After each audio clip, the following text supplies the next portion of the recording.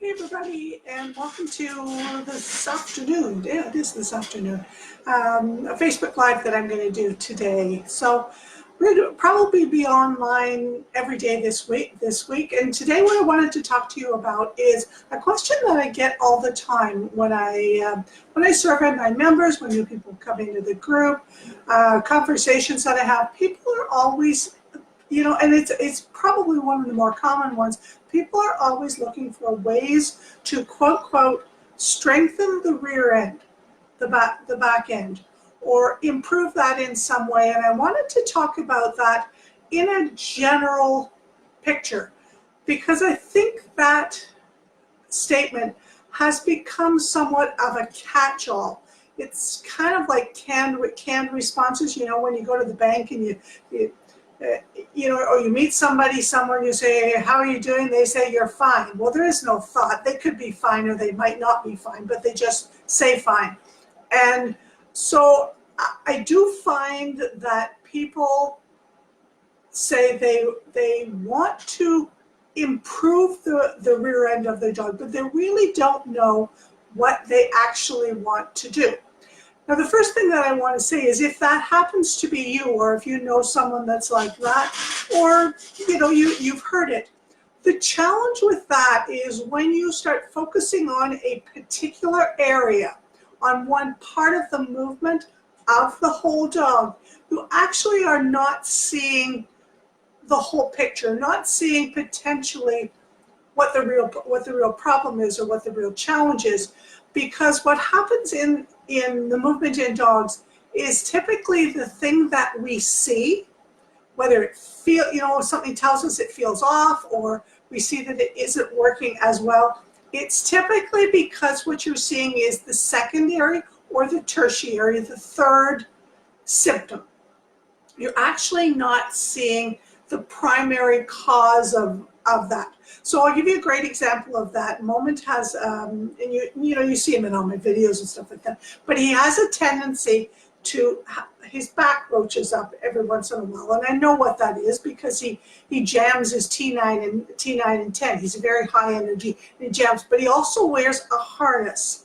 And there are times where he literally hits the end of the harness, and it's not good for him.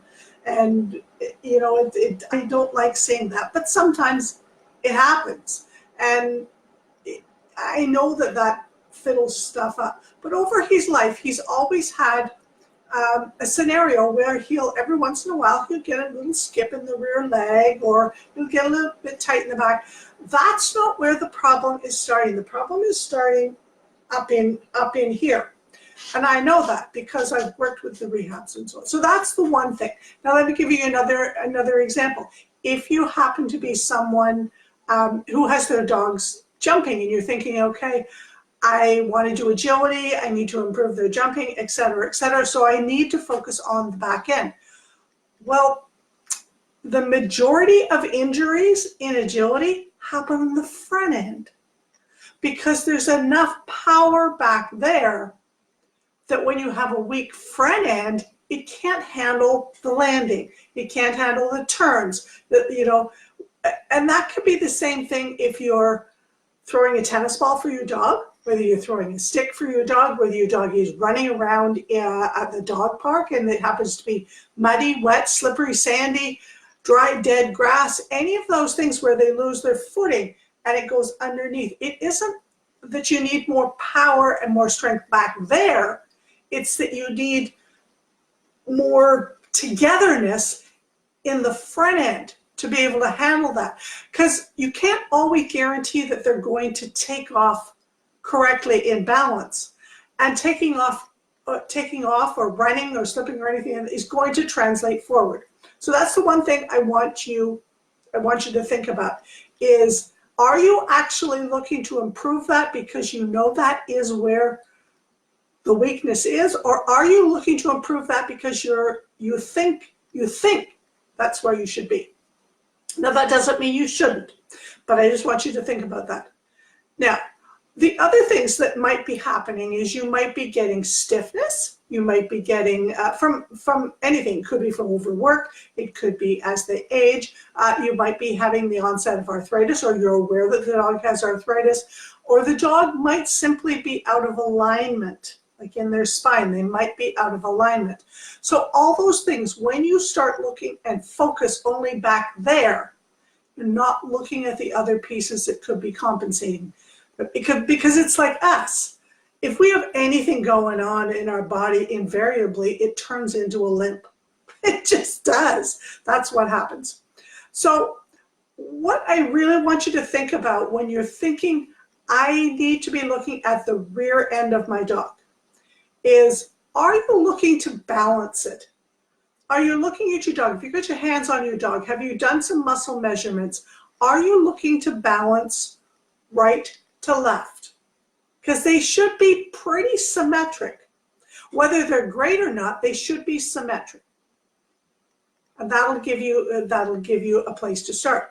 Are you looking to strengthen it? And if you are in fact looking to strengthen it, what are you looking to strengthen it for? Are you looking to strengthen it because you're going to be doing a sport like agility, for example, or let's say you're doing field work, or you're doing mondioring, or any of a gazillion things with your dog? What are you looking to strengthen it for? Are you looking to strengthen it because you can see that they're aging and they're starting to lose their muscle mass? Super good reason to be looking at that. Now, are you looking to loosen it up? Because you'll hear us talk about a lot, dogs, when they're moving, they look tight. That's a term that we use, look tight. Look tight means that the dog's leg, when they go, assume this is my hip, it's restricted movement. It's not coming as far forward as it should be. Maybe it's not able to go back as far. And that's just an educated, trained eye that's looking at it saying, it doesn't look right. It looks restricted. So are you looking to loosen up those movements? Or on the other side, are you looking to tighten those up? So if you guys are, if you have a dog that has a sloppy sit, if you have a dog that does uncontrolled splay downs, so like their legs are kind of all over the place, not like Moments where he always lies in froggy. He lies in froggy because he tends to get warm. Black dog, long coat. He likes to get his undercarriage on the cooler stuff. And over time, that has become his way that he always does. He does froggy like this. And it's rare that he does froggy stretch straight out, but he does that out in the yard. So are you looking to tighten it up? That's an important thing, because if you've got a sloppy sit and you got hips going all over the place, there's no muscle tone in there. So you'll have to be working on that. That's another piece. Or are you looking to fix it? You know that there's a problem. You've seen that, maybe you saw something happening. Maybe you've gone through the systematic process of ruling out, no, it's not the shoulder on the diagonally opposite side, the front shoulder. No, it's not this. She's had, assessments and so on. I know the vet's told me, my rehab person has told me, someone has had their hands on them, a professional, and said, I need to do this. Cool. Then you definitely need to be working on that. So that's what I want you to think about. And then you go about with those 5 different things: the balance it, the strengthen it, loosen up, tighten up, or fix it. You say, okay, how do I do this? Because there isn't just one way to deal with all of those things. And that's something that we talk about in our programs, is how can you use this to do that? So if you've got let's say, for example, if you've got a dog and you want to loosen up the hips, we want to be doing more warm up and stretching, things like passive stretches on Peanuts. And I've got a great video, I think I'll show you a little bit later on this week, of Moment doing one of his. That would be different from what if I want to tighten it up. It would be a different type of muscles that you'd be working on, different type of exercise that you do. Fix it, very specific, because in doing some things you might not be fixing it, you might be making it worse. So again, fix it. You're clearly into the area of the veterinary world. But that doesn't mean you can't do the stuff at home once you've got the guidelines from the appropriate professionals, and then work from there. Balance it. You know, how would you do that? Could you do that with real passive kind of stuff? Sure you could. Okay, so I really want you guys to be thinking about that when you're asking that question or sharing, I need to strengthen my dog's back end. Because it's too broad. It's like saying, I want to take a vacation. I think I want to go to Europe. Duh. A lot of countries in there, a lot of different things, a lot of different languages, a lot of different cultures, a lot of different prices on airfares, a lot of different, climates. So you want to be very specific. The last thing I want to talk about just for the last couple of minutes is there is a very distinct difference between strengthening and improving the rear assembly, your dog's rear end, and rear end awareness, back end awareness.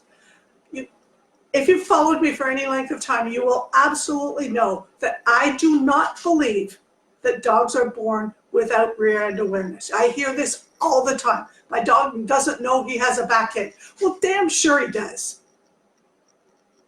He came out not knowing how to use the stuff that he was given with. In the first few weeks, he learns how to use the stuff that he has then.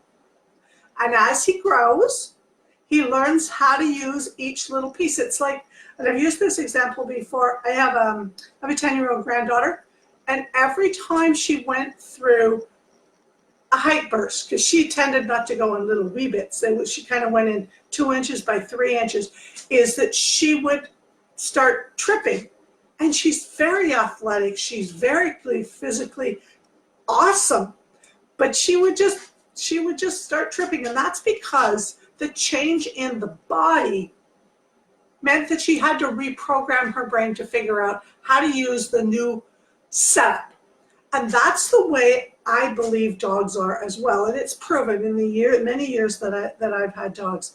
Some dogs, some breeds are more, and this is my personal opinion, more genetically predisposed to understanding how their body works better because of the jobs that they're made for. Sporting dogs, I never have dogs that I could ever say don't know where their back end, even the Gordon setters. Do I have times that they run and they jackknife because the back end overshoots the front end? Sure, but that doesn't mean they don't know it's there.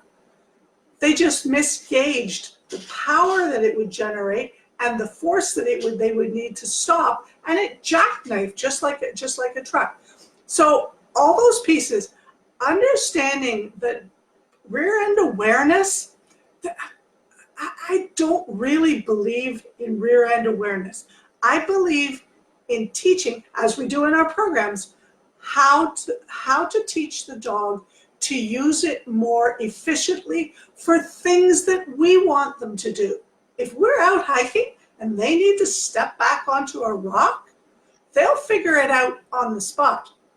But there's things in canine conditioning and FitPaws and so on that I want them to do that just isn't natural. It's good for them, but it's not natural. So I need to teach them how to use those pieces. So that's it. That's an important thing to remember. So I just wanted to give you guys some ideas on that, on back-end awareness. If you have any questions, again, feel free to DM me. Every day I respond to DMs for people's questions, and then I'll share the information with everybody so that everybody can benefit from one person's question, because it doesn't benefit anybody if I'm just not sharing with everybody. So if you do have any questions on that, if you want to post a video, if you want me to look at it and say, give you some guidance, give me some pointers, give some independent observations, happy to do that. So with that, I will see you guys later. Under 15 minutes. Pretty awesome, right?